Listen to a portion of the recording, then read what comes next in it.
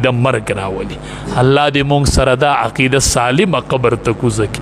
الله دې مونږ په دې عقیده د امام الانبیا مخې ته ودرې چې دا مضبوطه عقیده را سره او د نبی کریم صلی الله علیه وسلم مخې ته روان یو او په حوض کوثر د امام الانبیا مخې ته ورشو.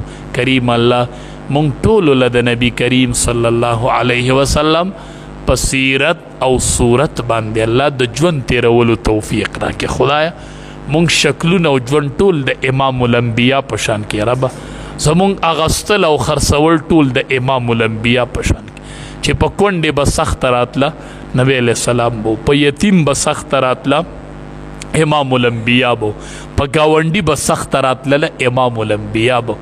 ربه د ټول امت سهاره وه. ربه مونږ هم په هغې نهج باندې روان کړي.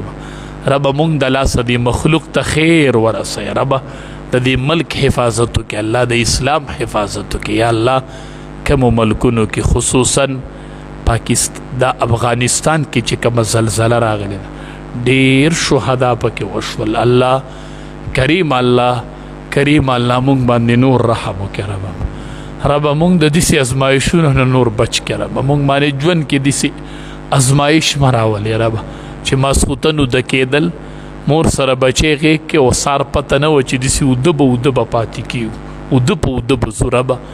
ربه مونږ باندې داسې ازمیښتونه مه راولې ربه چې په چا راغلي. یا الله صبر جمیلي نصیب کړي. خدایه نعم البدل وله ورکړي. خدایه کورونه عباد کړي. ربه بې کوره شول، ربه بې کلو شول.